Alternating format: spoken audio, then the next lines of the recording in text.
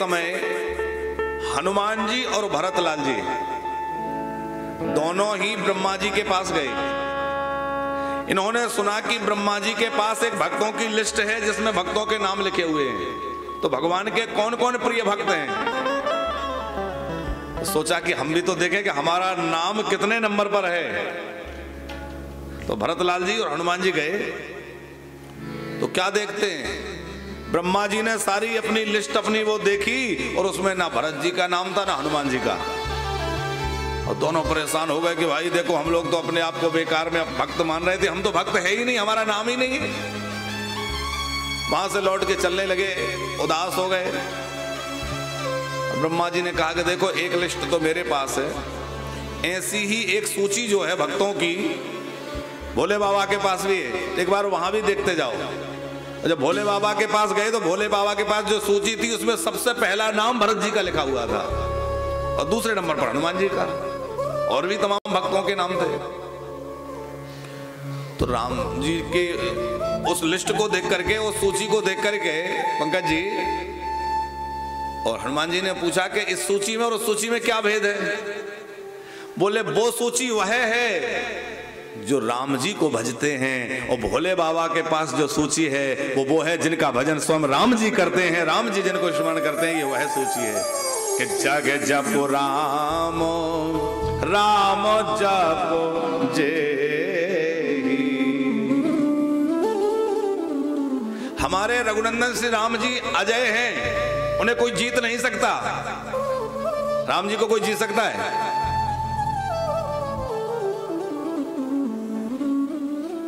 राम जी अजय हैं, जीत को सकै अजय रघुराई। लेकिन धन्य है श्री भरतलाल जी महाराज कि भरतलाल जी ने राम जी को अपने प्रेम में जीत लिया। और राम जी कहते हैं, हे भरत, मैं तुम्हारे प्रेम के आगे हार गया हूं, मैंने अपनी पराजय स्वीकार कर ली है। भरत, तुम विजयी हो गए और मैं हार गया। राम जी अपनी पराजय स्वयं स्वीकार करते हैं कि तुम्हारे प्रेम के आगे मैं पराजित हो गया। ऐसा प्रेम भरतलाल जी का है। श्री भरतलाल जी जो हैं, जिस समय राम जी के साथ खेल खेलते हैं तो वो कहते हैं कि हारत खेल जितावो मोही। हारता हुआ खेल राम जी मुझे जिता देते हैं, मैं खेल में हार रहा हूं, लेकिन राम जी ऐसी लीला करते हैं कि मुझे विजयी बना देते हैं। और मुझे विजयी बना करके राम जी बड़े प्रसन्न होते हैं। पराजित होने वाला कभी प्रसन्न नहीं होता, दुखी होता है, उदास होता है। लेकिन राम जी भरत जी को विजयी बना करके और प्रसन्नता का अनुभव करते हैं, क्योंकि भरतलाल जी जो हैं वो कैसे हैं, जिनका स्मरण, जिनका भजन स्वयं राम जी करते हैं। तात भरत तुम सब विधि साधु। साधु की परिभाषा श्रीमद् भागवत में कपिल जी महाराज देवहूति को दे रहे हैं। तितिक्षवा कारुण्य कहा सुहृदया सर्वदेहिनां अजात शत्रवः शांता साधवा साधु भूषण। साधु कौन है? बोले जिसमें सहनशीलता बहुत है। और भरतलाल जी के अंदर कितनी सहनशीलता है।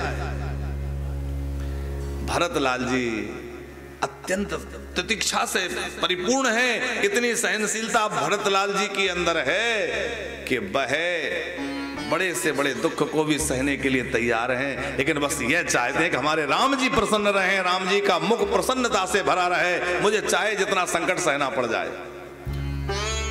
जिस समय पादुका जी को लेकर के आए तो अयोध्या के सिंहासन पर पादुका जी को बैठा दिया और भरतलाल जी नंदीग्राम में रह करके कितनी तितिक्षा पूर्वक जीवन व्यतीत करते हैं। भोजन नहीं करते, भोजन त्याग दिया भरतलाल जी ने। कौशल्या जी ने शपथ दी, भरत यदि तुम कुछ नहीं खाओगे तो मैं भी कुछ नहीं पाऊंगी। क्या तुम चाहते हो कि तुम्हारी मां भूखी रहे? भरत जी ने कहा, मां मुझे विवश मत करो, मैं कुछ नहीं पा सकता क्योंकि मेरे प्रभु वन में हैं, वो कंदमूल फल खा रहे हैं, मैं क्या करूं? बोले भरत कुछ तो तुम्हें खाना पड़ेगा, जीवित कैसे रहोगे? तब श्री भरतलाल जी ने क्या स्वीकार किया? गौ माता को यब जो होते हैं जो खिलाते हैं गाय को, और गाय के गोबर में जो जौ निकलते हैं उन्हीं को गाय के गौमूत्र में जो है उबाल करके और वो प्राप्त कर लेते हैं, ग्रहण कर लेते हैं, उसके अलावा कुछ नहीं खाते। अत्यंत तितिक्षा से परिपूर्ण श्री भरतलाल जी हैं।